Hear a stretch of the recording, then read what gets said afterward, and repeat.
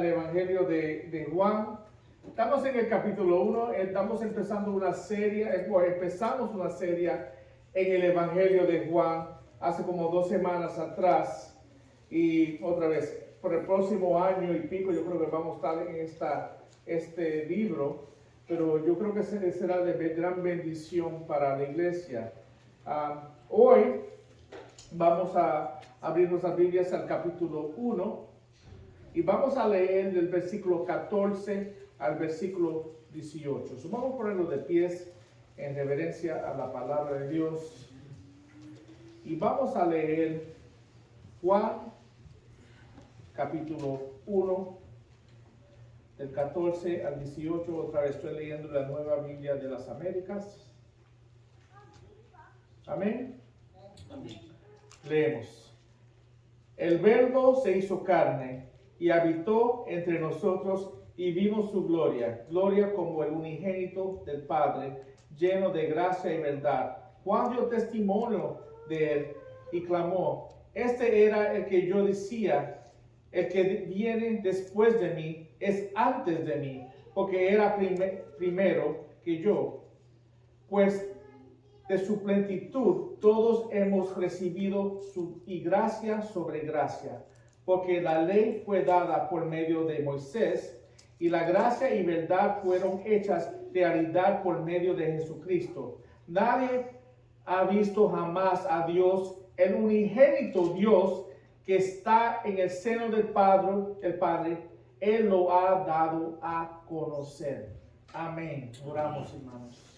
Padre Santo, Señor, otra vez estamos en esta sección introductoria de tu libro de San Juan, Señor. Yo oro que, Señor, que tú me guíes, me des las palabras y abre los corazones de cada persona aquí, Señor, para poder recibir tu palabra directamente de ti, Señor.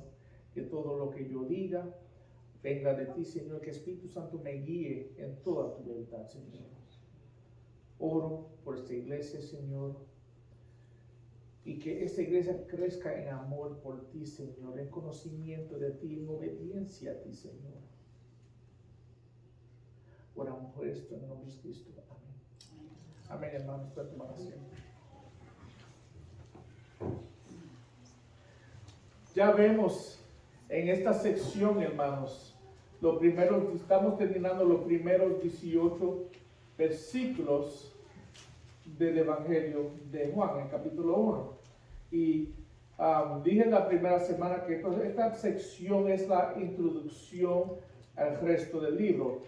Si miran en sus Biblias, en el principio dice prólogo.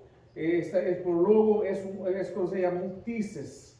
Es una condensación de todo lo que se va a decir después. Y vamos a ver a través de los 21 capítulos en este libro, se va a destacar mucho lo que se introdució aquí.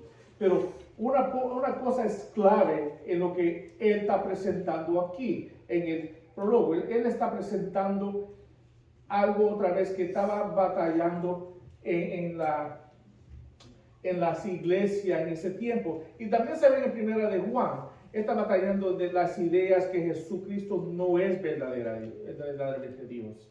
Y Él está haciendo claro esa enseñanza. Hermanos, uno que no cree que Jesucristo es Dios o Dios encarnado, no conoce a Dios.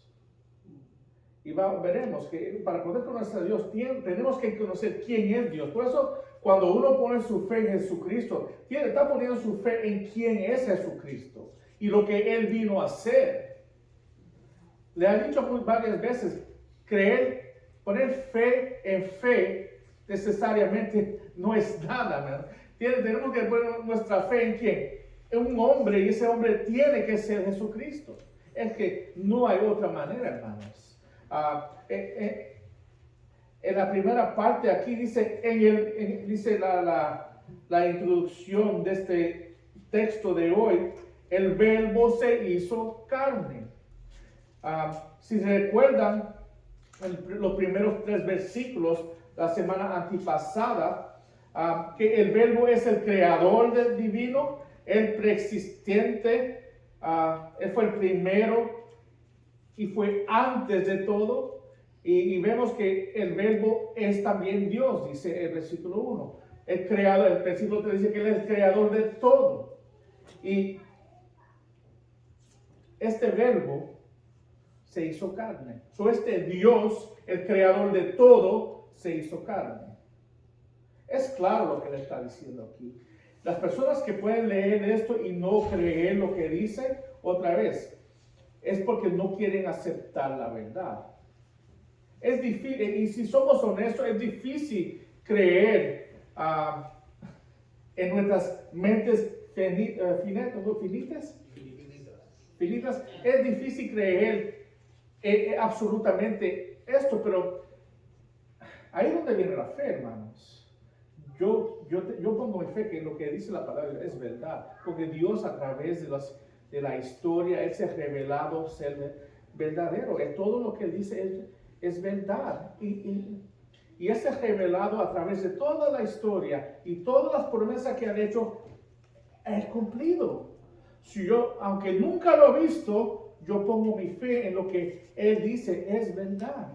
Y eso no solamente soy yo, es el Espíritu Santo que mora en mí, que me deja saber que lo que yo estoy escuchando, lo que yo estoy leyendo es verdad. Porque es el Espíritu Santo que me abre los ojos, otra vez, que están en oscuridad, que no podían ver ni escuchar la verdad, que ahora puedo verlo y puedo escucharlo y creerlo. Viene de Él. Pero este verbo, dice aquí, se hizo carne.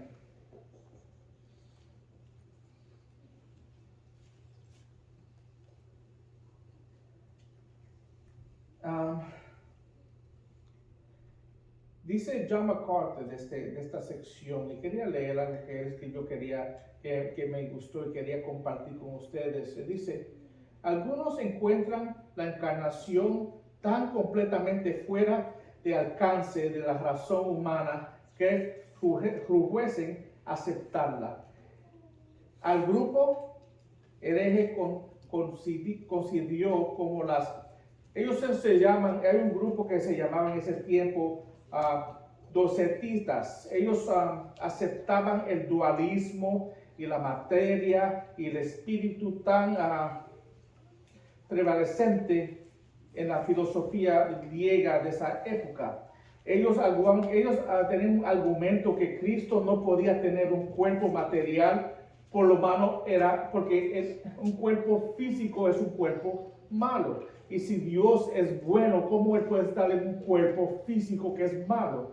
Ellos decían que Él no era real, que Jesucristo era un fantasma, que Él apareció en espíritu divino y descendió en Jesús, en su cuerpo humano, en su bautismo, y después en la crucificación Él se fue. Él realmente no se murió tampoco. Tú ves que ellos no podían aceptarlo, y esta enseñanza y otras enseñanzas, todas las enseñanzas que uno escucha que es herejía, siempre tratan de apuntar a Jesucristo como un hombre, pero no Dios, o él era Dios, pero no era hombre, porque él realmente no era físico, Él era espíritu, porque Dios es espíritu, pero no era un hombre físico.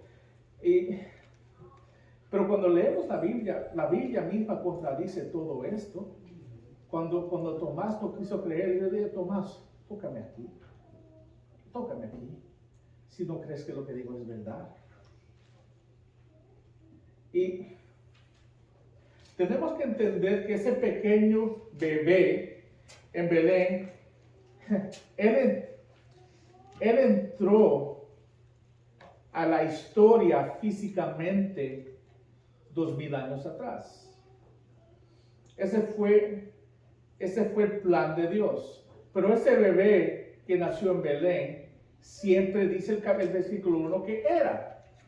Él siempre existía. Él no entró al mundo en ese punto. Él siempre era el que él dijo que era. Ahora, Tenemos que entender cuando leemos el capítulo 2 de Filipenses, ¿qué dice Filipenses? Que él se humilló y él tomó cuerpo.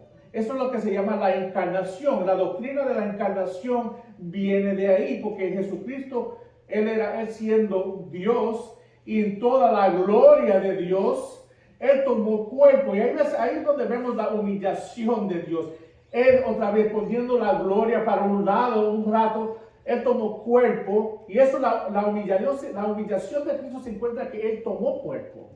Y él se humilló y pareció como nosotros. Y nosotros por un tiempo, por 33 años más o menos, el mundo pudo ver Dios físicamente, hermanos.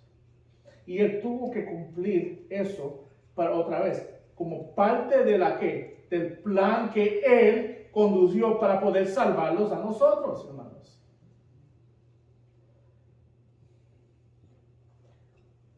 Me gusta lo que dice Primera de Juan sobre este mismo tema. Otra vez, Primera de Juan, Juan también está atacando esta enseñanza de que Jesucristo otra vez no era verdaderamente Dios y verdaderamente hombre a la misma vez. Dice aquí 1 Juan 4, 1, 2, dice: amados, no crean a todo espíritu, sino prueben los espíritus para ver si son de Dios, porque muchos falsos profetas han salido al mundo. En esto ustedes conocen el Espíritu de Dios. Todo espíritu que confiesa que Jesucristo ha venido en carne es de Dios. Hablando de su encarnación, está afirmando aquí que Jesucristo era Dios, pero plenamente hombre. Y también Pablo dice en Colosenses 2:9, dice: porque toda la plenitud de la deidad reside corporalmente en él. Que es toda la plenitud, todo lo que todo lo que es Dios, toda la gracia, todo lo que es bueno, todo el amor, toda la plenitud de quién es Dios se encuentra corporalmente en un cuerpo. ¿En quién? En la persona de Jesucristo. ¿Por qué ese punto se tenía que aclarar otra vez y otra vez y otra vez? Porque las personas no querían creerlo. Veían doctrinas falsas en ese tiempo, porque por eso es la razón que dice que muchos falsos profetas han salido al mundo, personas que han salido con otras enseñanzas erróneas que no enseñan esta verdad. Hoy en día se ven todavía, ¿no? Los mismos falsos profetas existen hoy con diferentes nombres. Tenemos los testigos de Jehová, tenemos los mormones, tenemos muchas sectas.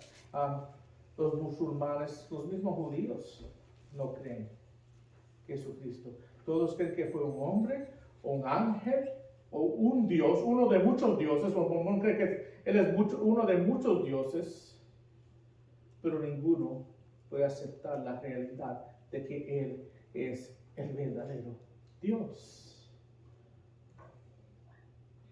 Uno puede hacer la pregunta: ¿por qué el Dios eterno preexistente se convirtió en un bebé acunado en los brazos de una campesina? ¿Por qué?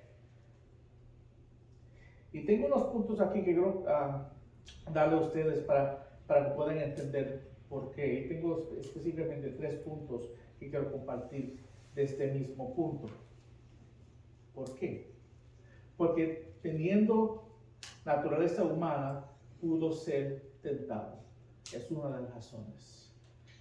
Él siendo hombre, nadie puede decir Dios no entiende.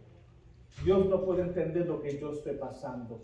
Dios no puede entender lo que yo he sufrido. Porque Él es Dios. Pero nuestro Dios sí puede entender. No hay nada que usted pueda sufrir que Él no ha sufrido. Mira lo que dice la palabra de Dios en Hebreos 4:15. Dice, porque no está ahí, pero lo pueden marcar. Hebreos 4:15 dice: porque no tenemos un sumo sacerdote que no pueda compadecerse con nuestras flaquezas, sino que uno que se ha sido tentado en todo como quien nosotros, pero sin pecado. La diferencia de Él y nosotros que en todas las tentaciones de Jesucristo, Él nunca pecó. Pero aparte de su naturaleza humana, Jesús no podría haber experimentado la tentación. ¿Cómo Dios puede ser tentado si no es hombre? Él, en haciéndose hombre, pudo ser tentado en toda manera que nosotros pudiéramos ser tentados.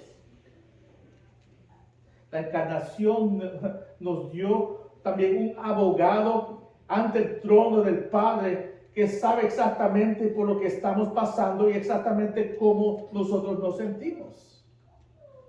Dios se hizo hombre para poder compadecerse de nuestras debilidades y para asegurarnos que la victoria sobre el pecado y la tentación es posible a través de su fuerza, no nuestra fuerza, a través de su fuerza.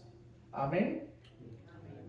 También, habiéndose sido hombre, podría ser un ejemplo para nosotros.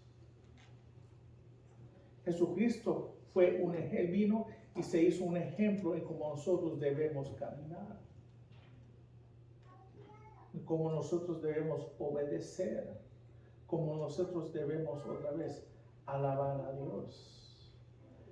¿Vieron lo que dice 1 Pedro 2:21? Dice, porque 1 Pedro 2:21 dice la palabra de Dios, porque para este propósito han sido llamados.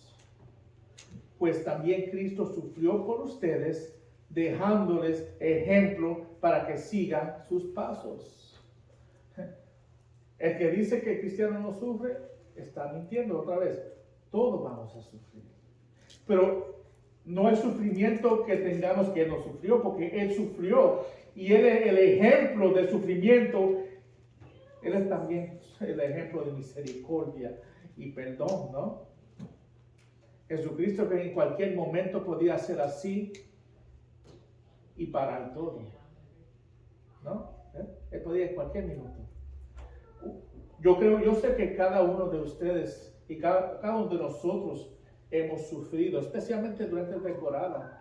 ¿Cuántas vidas han sido perdidas, hermanos? ¿Cuántos enfermos? Y vemos ahora lo que está pasando en Ucrania. Es que sufrimos, hermanos. Pero lo que tenemos en Cristo es que tenemos un Dios que entiende el sufrimiento. Y cuando estamos pasando por sufrimiento, podemos ir donde Él para consuelo. Podemos ir para Él, para otra vez, para nosotros recostar nuestra cabeza en su hombro, en su pecho, para otra vez. Él conoce lo que es sufrimiento, conoce la tentación y conoce el sufrimiento. Tenemos un Dios que nos conoce y puede tener compasión y misericordia por nosotros en lo que está pasando. Aunque no entendamos, hermanos, a veces no entendemos por qué y no entendemos la voluntad de Dios. Otra vez, Dios está fuera de esta esfera, Él no está en este mundo, Él está afuera de nosotros. Él entiende, Él ve el mundo entero y Él tiene un plan, otra vez, ya planeado desde antes de la creación de este mundo. Él tiene un plan de la eternidad. Él tiene su plan en cómo las cosas van a suceder. Y nosotros no podemos entender con nuestras mentes finitas, hermanos. Es que no podemos entender a Dios. ¿Y por qué las cosas? ¿Y por qué salva así? ¿Y por qué sufrimos? Porque estamos en un mundo pecaminoso, hermanos. Este mundo está lleno de enfermedad. Este mundo, dice la palabra, un día será destruido. Cada uno de nosotros, hermanos, vamos a morir. Nadie aquí va a vivir eternamente en este mundo. Si tienes a Cristo, va a vivir eternamente con Él. Dice la palabra que vamos a tener un mundo nuevo. El cielo, otra vez, en el cielo tendremos un mundo nuevo creado en la perfección de Él. Este mundo un día será destruido. El que cree que este mundo va a durar eternamente como está equivocado, hermanos. La palabra de Dios promete que otra vez Él vendrá otra vez. Y su juicio va a venir sobre el hombre, pero también este mundo será juzgado y este mundo otra vez, se dice la palabra que será quemado, primera de Pedro, será quemado y otro mundo vendrá para restablecer este mundo, creado sin pecado, creado sin dolor, creado sin lágrimas, hermanos.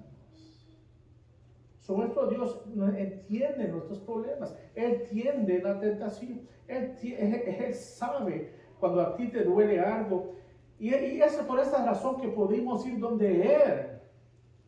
Tristemente, no vamos donde Él cuando estamos pasando por los problemas, vamos a otras personas, o vamos a mucha gente van al licor, o van a drogas, o van a otras cosas, pero no van a donde Él.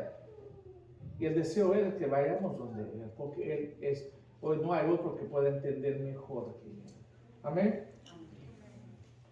Y último, otra vez, Jesús se hizo hombre para poder morir en nuestro lugar.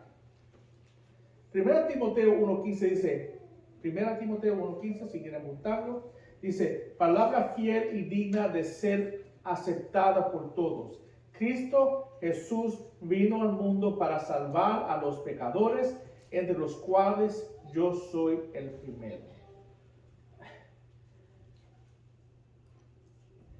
Él vino al mundo. Él nació en ese pesebre con la razón para salvarlos a nosotros. Él nació, Él se humilló, Él tomó cuerpo. ¿Cómo es que dice el texto? El verbo se hizo carne para salvarnos.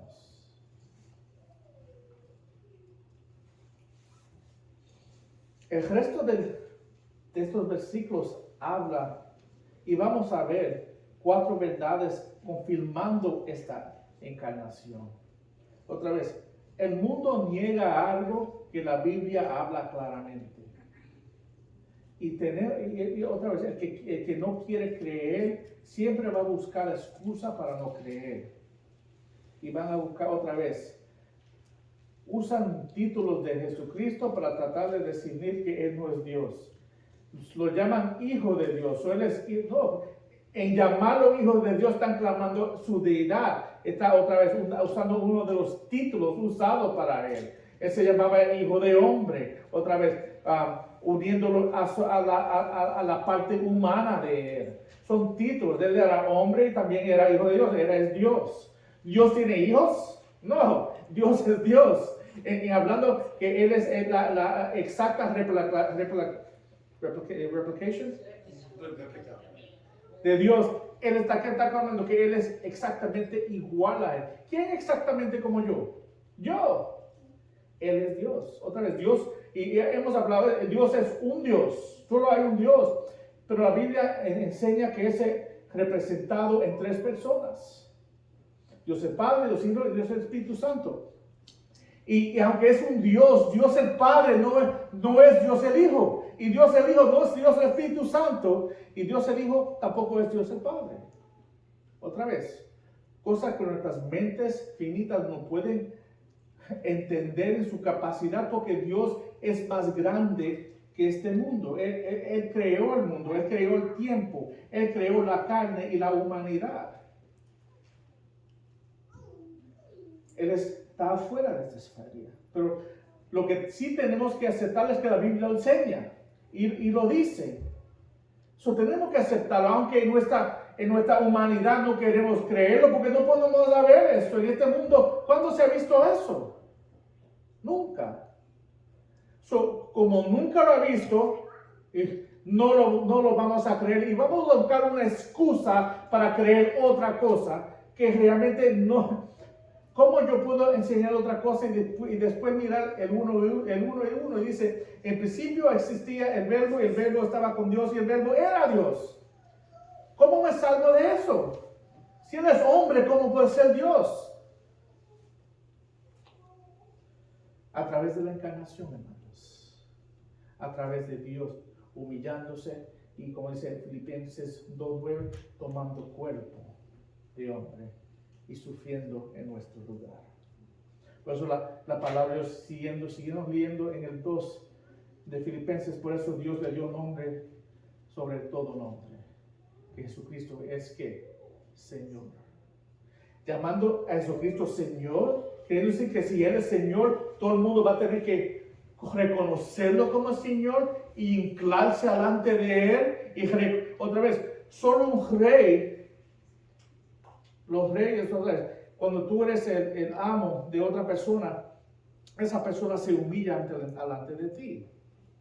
Y en llamándolo el Señor, dice que todos nosotros un día vamos a tener que humillarlos delante de Él. Pero la Biblia dice que Dios es un Dios celoso y Él no comparte su gloria con nadie. ¿Cómo es que comparte su gloria con el Hijo? Porque el Hijo y Él es el mismo, hermanos. Amén.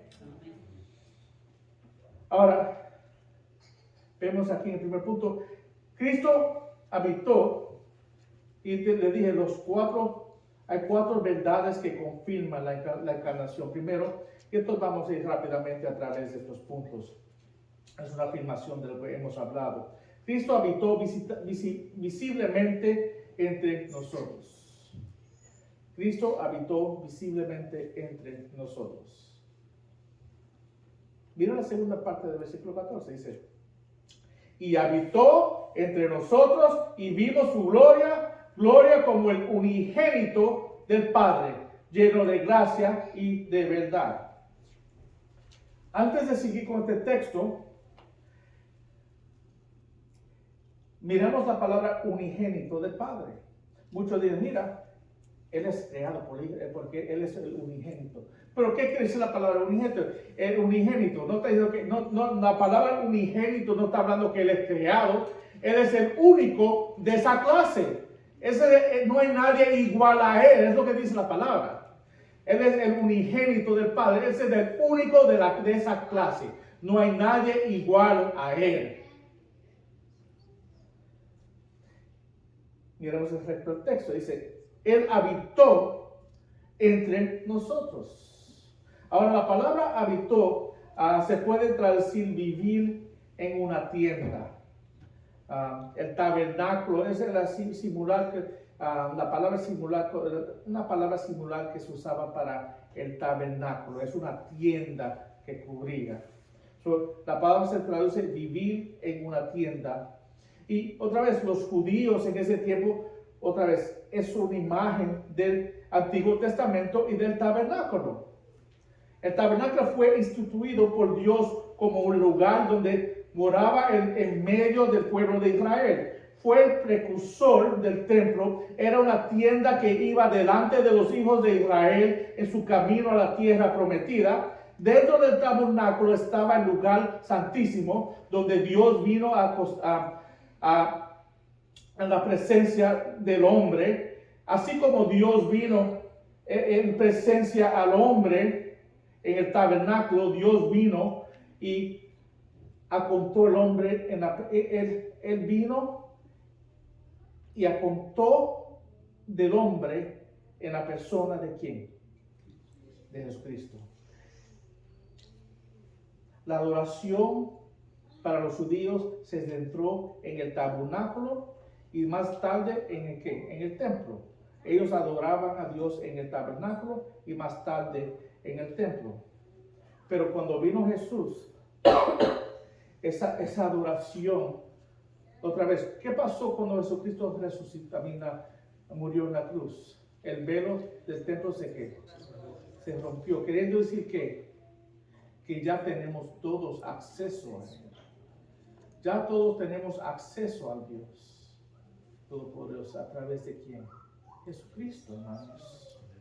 Dice la palabra aquí, y vimos su gloria como el unigénito del Padre, lleno de ¿qué? De gracia y de verdad. Uno no podía pensar en el tabernáculo del Antiguo Testamento sin recordar la gloria de Dios, hermanos. Mientras Israel marchaba por el desierto en el camino a la tierra prometida, la gloria del Señor, apareciendo como una nube, iba con ellos descendiendo regularmente sobre el tabernáculo. En el Antiguo Testamento, la gloria del Señor era la manifestación visible de la excelencia del carácter de Dios. En otras palabras, la gloria de Dios era la grandeza de Dios vista visiblemente. Jesucristo es la grandeza de Dios. vista visiblemente. Otra vez, en esos tiempos todas esas cosas, el templo y las sacrificaciones de animales, era toda una, ¿cómo dice? Shade, era una sombra de Jesús. Era una sombra de las cosas que iban a venir. Y se podían ver, pero no claramente. Tú ves que todas las personas en el Viejo Testamento ponían su fe en el Mesías que venía, pero no sabían quién era y no sabían todos los detalles. Pero cuando vino Jesucristo, Él dio claridad a todo eso. Porque todo el mundo, otra vez, Él dejó ver. Él es la máxima expresión de Dios. En toda su gloria se vio en Jesús. Ya no era una sombra de las cosas que venían, porque Él ya vino. Y otra vez, nosotros estamos en el otro lado de la muerte y crucificación de Cristo. Ya Él ha venido. No necesitamos esperanza en otra cosa, hermanos. Solo en Él. También Juan el Bautista dio testimonio de que Él era superior. Mira lo que dice en el 15. Dice, Juan dio testimonio de Él y clamó: este era del que yo decía, el que venía después de mí, o el que viene después de mí, es antes de mí, porque era primero que yo. Jesús era superior a Juan el Bautista, porque Jesús, otra vez, si fuera un hombre, ¿cómo puede ser un hombre superior a otro hombre? Somos todos creados de lo mismo, ¿no? Somos todos iguales, pero Jesús es superior a Juan el Bautista, porque Juan fue. ¿Y qué dijo Jesús mismo de Juan el Bautista? Que ningún hombre es superior a él. Él mismo lo dijo. Ningún hombre creado por Dios es superior a Juan el Bautista. Pero Juan dice que Jesús era superior que él. Juan el Bautista está diciendo que Jesús es Dios eternamente existente. Él era antes de Dios. Usando los mismos términos que usan en el versículo 1. Él era. Él siempre existía. Él siempre, como que alguien que nació después de yo pueda ser antes de yo. Porque Él era antes que yo existiera. Juan el Bautista fue considerado como el último de los profetas del Antiguo Testamento, le dije unas semanas atrás.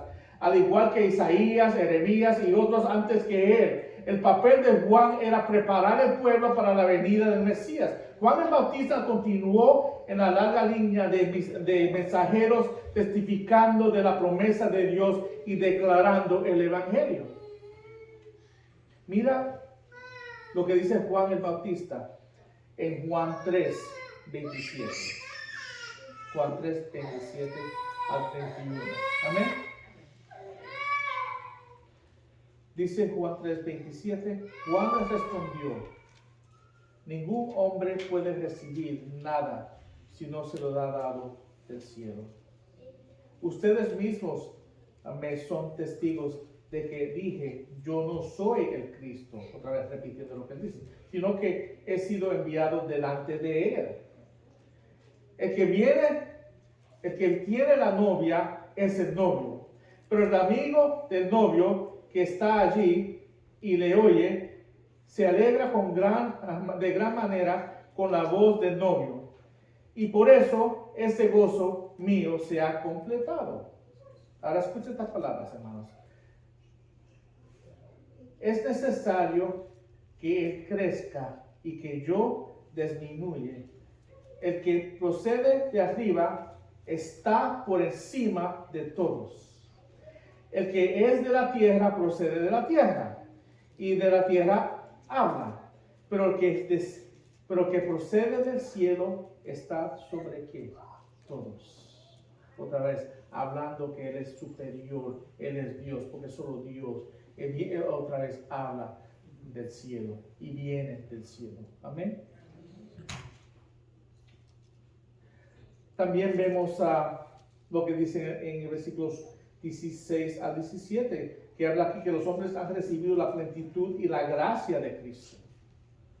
Vamos a leer. Primero Juan capítulo 1, versículos 16 a 17.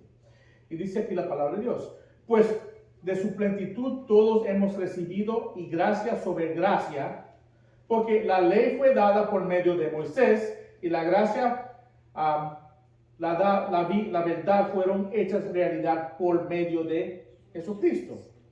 Ahora, tenemos que mirar la palabra aquí, plenitud. ¿Qué significa la palabra plenitud? La palabra plenitud significa que significa lo que llena, la suma total de algo.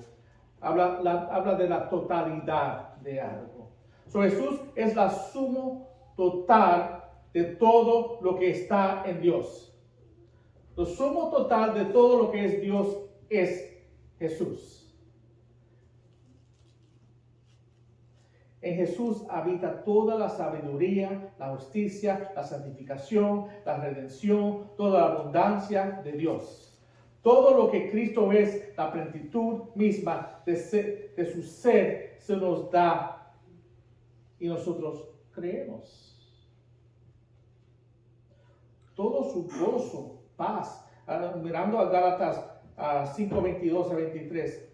Todo su amor, gozo, paz, paciencia, benignidad, bondad, fe, mansedumbre, templanza.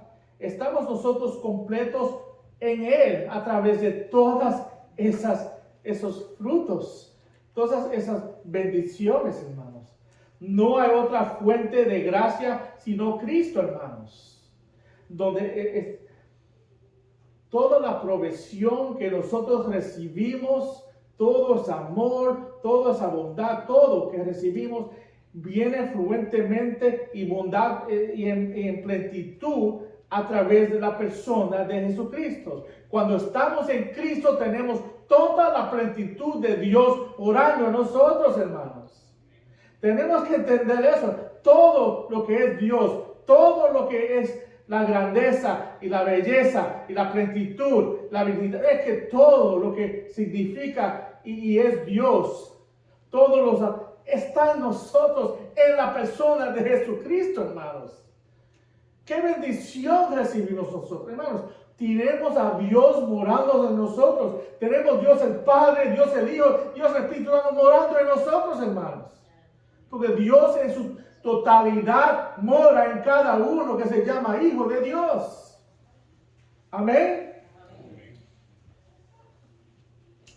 Tito 3, 4 al 7 dice: pero cuando se manifestó la bondad de Dios, nuestro Salvador, y su amor hacia la humanidad, Él nos salvó, no por las obras de justicia que nosotros hubiéramos hecho, sino conforme a su misericordia, por medio del lavamiento de la generación, de la renovación, y por el Espíritu Santo, que Él derramó sobre nosotros, que abundantemente.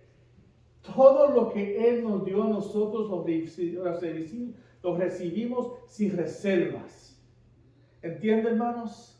Él derramó, dice aquí, vamos a leer ese texto otra vez. Él nos salvó, no por las obras de justicia que nosotros hubiéramos hecho, sino conforme a su misericordia, por medio del lavamiento de la generación. Otra vez, fuimos limpiados nuestros pecados, fuimos renovados. ¿Por qué? Por el Espíritu Santo de Dios, que Él derramó sobre ¿qué? Nosotros un poquito, no abundantemente. Tenemos todo, otra vez, tenemos la abundancia de Dios en nosotros. Sigue diciendo, ¿por medio de qué? De Jesucristo nuestro Salvador. Solo se recibe a través de Él, hermanos. Para que justificados por su gracia fuéramos hechos heredores según la esperanza de la vida eterna. Amén, hermanos. Amén. Y cuando seguimos leyendo el versículo 17, dice: porque la ley fue dada por Moisés, pero la gracia y verdad fueron hechas realidad por medio de Jesucristo. Y quiero que ustedes entiendan que la ley, especialmente para los judíos y las personas legalistas hoy, viven de una manera que creen que las leyes, así uno puede seguir las leyes, pueden hacer salvos porque están cumpliendo o en obediencia a todo lo que mandó a Dios. Y no es correcto, porque la ley fue dada por Moisés, y la gracia y la verdad fueron dadas. ¿Y por qué la ley fue dada por Moisés? Porque los hombres no eran obedientes a Dios. Dios le dio la ley, otra vez, para ellos poder reconocer su pecado y ver cuando ellos estaban en desobediencia a Dios. Pero la ley nunca fue dada para uno ser salvado. La ley fue dada para uno reconocer que es una persona pecaminosa. Cuando yo leo la ley, yo leo los 10 mandamientos, no adore a otro Dios que no sea Dios. Otra vez, no miren, no codice la mujer de otro hombre. ¿Por qué? Porque es pecado. Si no fuera por la ley, no supiera lo que era pecado. La ley me ayuda a entender lo que es pecado y lo que no es pecado. ¿Qué es la voluntad de Dios y no que no es la voluntad de Dios? Pero sin la ley no pudiera yo entender eso. La ley no es la gracia de Dios. La ley nos ayuda a poder entender la gracia de Dios mejor.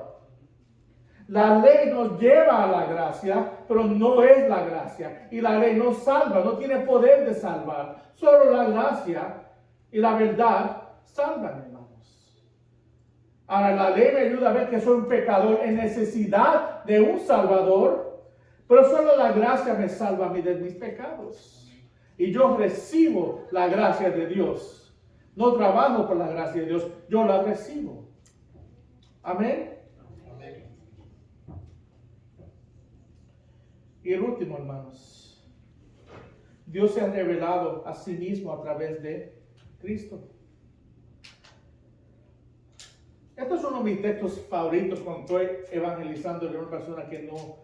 yo he hablado a varios testigos en el trabajo y este es uno de los textos claves porque para mí es claro. Yo lo veo, es como negro y blanco lo que está diciendo aquí. Nadie ha visto jamás a Dios. Ahora, hay una pausa ahí. El unigénito Dios que está en el seno del Padre, Él lo ha dado a conocer. No hay otra manera de entender este texto. Nadie jamás ha visto a Dios. Nadie jamás. Nadie ha visto a Dios. Solo Dios conoce a Dios. Dice, el unigénito de Dios. ¿Quién es el unigénito de Dios? Jesucristo. Ya hemos visto en el versículo 14 que Él es el unigénito de Dios. El unigénito de Dios que está en el seno de Dios, Él lo ha dado a conocer. Hablando de su deidad. El unigénito Dios. Algo que no dice este texto, no dice el unigénito de Dios. ¿Qué dice? El unigénito Dios. Nadie jamás ha visto a Dios. Pausa. El unigénito Dios, por eso está hablando del unigénito de Jesucristo, quien es Dios, dice el unigénito Dios, que está en el seno del Padre, Él lo ha dejado conocer.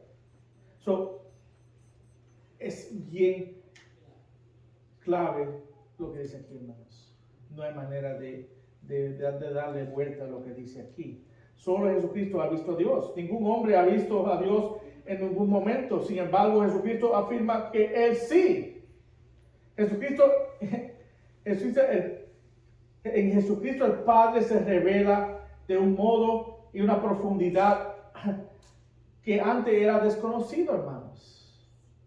Y por eso es difícil para personas poder entenderlo, aceptarlo. MacArthur dice desde la palabra conocer, porque dice, Él lo ha dado a conocer. Y MacArthur dice de la palabra conocer, que se traduce una forma exégesis. Es el método o la práctica de interpretar las escrituras. Jesús es el único calificado para hacer exégesis o interpretar a Dios para el hombre. ¿Entiende? Es el único que puede explicar o interpretar Dios al hombre. Eso es lo que quiere decir cuando Él lo ha dado a conocer. Mateo 11:27 también dice, todas las cosas me han sido entregadas por mi Padre. Y nadie conoce al Hijo, sino el Padre. Ni nadie conoce al Padre sino el Hijo, y aquel quien el Hijo lo quiera revelar. Es muy interesante lo que dice aquí, ¿no? Nadie conoce al Hijo, solo el Padre, y no conoce al Padre, solo el Hijo, hermanos. ¿Por qué eso es clave? Porque Dios es uno. Y también vemos que